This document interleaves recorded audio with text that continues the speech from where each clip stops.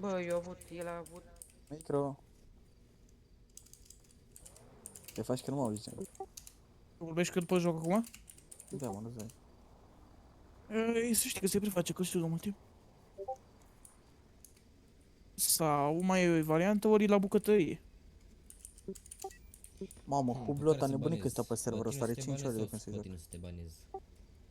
Oh, Hmm. nu l-ai văzut pe ăla, cum îl chem, dar nu mă... Ce-am făcut? Hmm.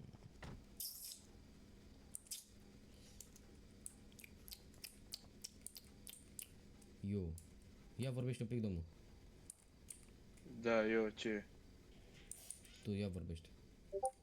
Mă auzi? Ia stai Eu așa. acum am ajuns.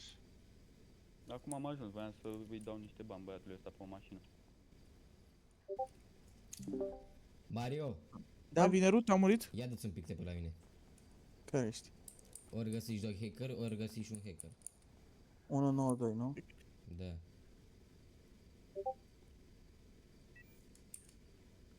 Ia zi. Poftim? Ori te văzuși pe tine cum ai trecut cu hartă, ori l-am Nu, văzut pe băiatul celălalt. ăla a trecut prin hartă. Care? Eu eram aici, în mașină. Ce? Hai să vedem. Stai că mă păft mare și zic acum care-i.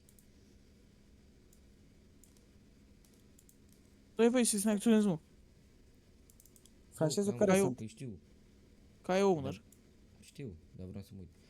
Da, știu. Ah!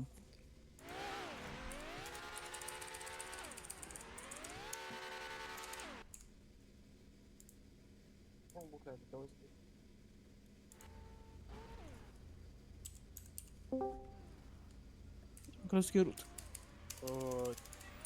Nu și auzeam pe Rut acum cum mă înjură. Adminul, E cineva aici mai mare ca Rush Team?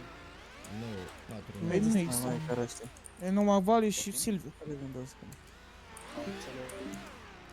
mă auzi adminul, 5, 5, 9, 4, Eu nu 9. sunt. Așa e numele tău. Nu sunt admin. Nu, dar așa e Nu știu, numele că tău. și mie mi-apare la băiat, la ăsta în roșu, mi-apare admin 55939 sau ceva de genul. A, deci 5539. hacker. Da, sunt hacker. Salut. Zis?